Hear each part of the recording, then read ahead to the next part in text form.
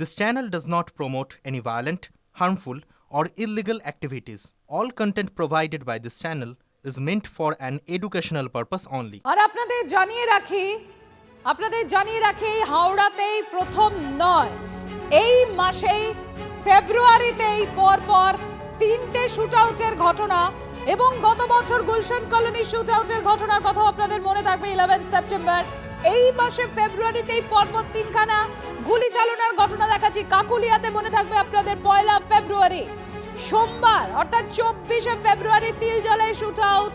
গতকাল 25 তারিখ অর্থাৎ আজ গতকাল মধ্যরাত আজ ভোর রাতে হাওড়াতে শুটআউট। দেখুন এই মাসেই তিনটে গুলি চালনার ঘটনা, শুটআউটের ঘটনা। এবং গুলশান কলোনিতে 11ই সেপ্টেম্বর অর্থাৎ 2025 গত বছরের শেষের দিকে একের পর এক গুলি চালানোর ঘটনা, একের পর এক শুটআউটের ছবি।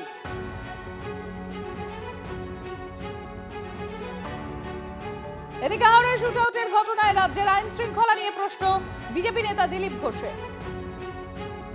রাজ্যের আইন শৃঙ্খলা বলে কিছু নাই, দুষ্কৃতীরা দাপিয়ে বেড়াচ্ছে। অ্যান্টি সোশ্যালরা নেতা হয়ে গেছে, টিএমসি এমএলএ এমপি হয়ে গেছে, কাউন্সিলর হয়ে গেছে, যাকে তাকে তুলে নিয়ে চলে যাচ্ছে। ত্রিপুরার ব্যবসায়ী এসেছিল, তাকে তুলে নিয়ে গেছে কাউন্সিলর, আটকে রেখেছে টাকা নেওয়া বলে। সেদিনও দেখেছেন এদের হচ্ছে এই দুষ্কৃতি রাজ চলছে, গুন্ডারাজ, মহাগুন্ডারাজ, মহাজঙ্গল রাজ প্রধানমন্ত্রী বলেছেন। সেই জন্য দুষ্কৃতি দাপিয়ে বেড়াবে, তার গায়ে আঁচ পড়বে না, পুলিশ এফআইআর নেবে না, কাউকে অ্যারেস্টও করবে না। আর যত ইলেকশন আসবে এটার বেশি হবে, লোককে ভয় দেখিয়ে ভোট নেওয়া হবে।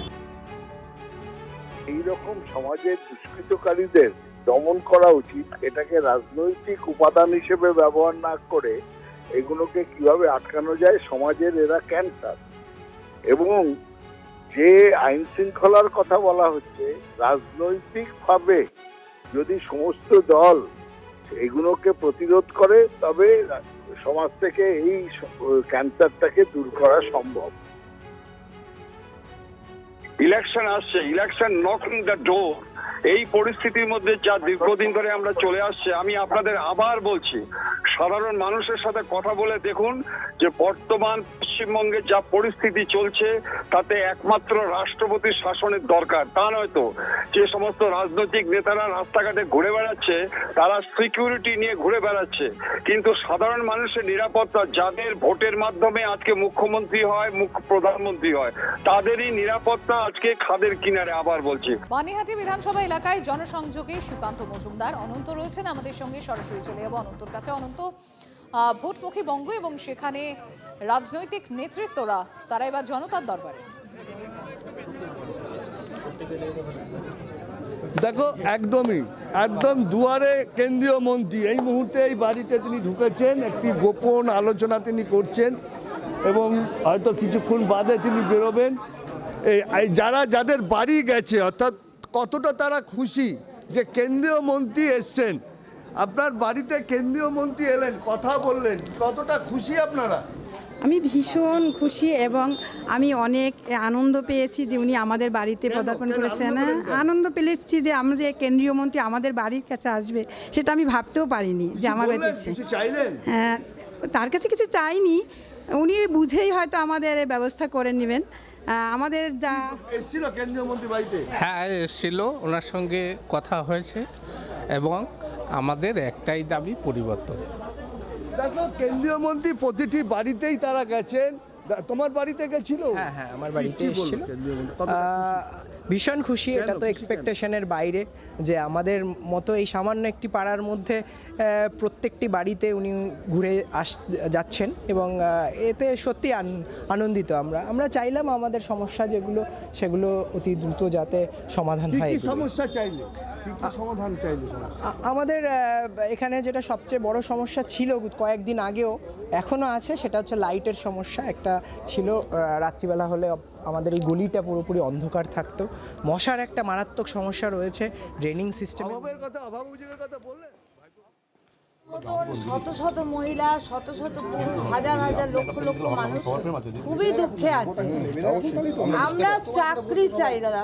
সত্যিকারের কথা বলতে গিয়ে ঘরে ঘরে হাজার হাজার পিএইচডি করেছে, হাজার হাজার ছেলে মেয়ে পড়াশোনা করছে, কিন্তু কাজ নেই। এখন পয়সা কিছুতে মানে কোন মানে হয় মানে রাজনীতিতে পয়সা আছে আর না হলে খেলাধুলায় পয়সা আছে, তো সবাই কি এটা করবে? সবাই কি এটা করবে? সবাই পারবে করতে? সবাই করবে এটা? মহিলারাও সেটা জেনে গেছেন প্রত্যেক বাড়িতে যে বিজেপি এলে আরও বেশি টাকা অন্নপূর্ণা ভাণ্ডারের মাধ্যমে মহিলাদের অ্যাকাউন্টে পৌঁছে দেবে। এবং তার সাথেও বড় কথা আমি দেখতে পাচ্ছি ম্যাক্সিমাম মহিলারা বলছেন কাজের কথা, কাজ দরকার একটা হাতে, বাড়ির বেকার যুবক যুবতী, কারো ছেলে, কারো স্বামী, কারো ভাই, কিন্তু প্রত্যেকেরই ডিমান্ড একটাই, সেটা হচ্ছে কর্মসংস্থান চাই, কাজ চাই। সেটা ভারতীয় জনতা পার্টি এলে করবে। আমরা আবারও সরাসরি নজর রাখবো গোলাবাড়ি থানা এলাকায়। সেখানে যখন মৃত প্রমোটারের দেহ পৌঁছায় আবার নতুন করে সেখানে উত্তেজনা শুরু হয়। সুপ্রিয়র কাছ থেকে আমরা জানবো, সুপ্রিয় কি চলছে ওখানে? দেখো, কিছু সময় হলো ইতিমধ্যেই কিন্তু নিহত প্রমোটার অর্থাৎ সফিক খান, তার যে মরদেহ সেই দেহ এসে পৌঁছেছেন, তার বাড়ির দিকে এগিয়ে যাচ্ছে এই মুহূর্তে। কিন্তু তার যারা অনুগামীরা রয়েছেন, নিহত প্রমোটারের যারা অনুগামীরা রয়েছেন, তারা কিন্তু দেহ পৌঁছতেই এলাকায় রীতিমতো ক্ষোভে ফেটে করেন, তারা কিন্তু ক্ষোভ উগড়ে দিচ্ছেন। আমরা যেটা দেখতে পাচ্ছি যে এলাকার উত্তর হাওড়ার বিধায়ক গৌতম চৌধুরী তিনিও রয়েছেন এবং তিনি পরিস্থিতি সামাল দেওয়ার চেষ্টা করছেন। বিশাল পুলিশ বাহিনী ইতিমধ্যেই উপস্থিত হয়েছে, অর্থাৎ কোনোভাবে যাতে আইন পরিস্থিতির অবনতি না হয় সেদিকে পুলিশের তরফ থেকে নজর রাখা হচ্ছে। তবে নিহত প্রমোটারের মৃতদেহ এসে পৌঁছানোর পরেই কিন্তু তার যারা একেবারে অনুগামীরা রয়েছেন বা ঘনিষ্ঠরা রয়েছেন, আত্মীয় পরিজনরা রয়েছেন, তারা কিন্তু নিজেদের যে ক্ষোভ সেই ক্ষোভ উগড়ে ধরতে শুরু করেন। এমনকি রাস্তায় বেশ খানিকটা যানজটের পরিস্থিতি তৈরি হয়। তবে এই মুহূর্তে আবার নিহত প্রমোটারের যে বাসভবন রয়েছে অর্থাৎ বাড়ি রয়েছে, সেই বাড়ির দিকে এগিয়ে যাচ্ছে সেই মৃতদেহ। এবং দেখতেই পাচ্ছ যে বিশাল সংখ্যক পুলিশ রয়েছে, র্যাব রয়েছে, অর্থাৎ কোনোভাবেই যাতে আইন শৃঙ্খলা পরিস্থিতির অবনতি না হয় সেদিকে কিন্তু পুলিশের তরফ থেকে নজর রাখছে। এবং অন্যদিকে এই শুট আউটের ঘটনাতে অন্যতম অভিযুক্ত হিসেবে যে দুজনের ছবি দেখা যাচ্ছে বা যাদের নাম উঠে আসছে, তাদের খোঁজও কিন্তু হাওড়া সিটি পুলিশের তরফ থেকে ইতিমধ্যেই বিভিন্ন জায়গাতে তল্লাশি চালানো হচ্ছে। সুপ্রিয়, তুমি নজর রাখো পরিস্থিতির দিকে।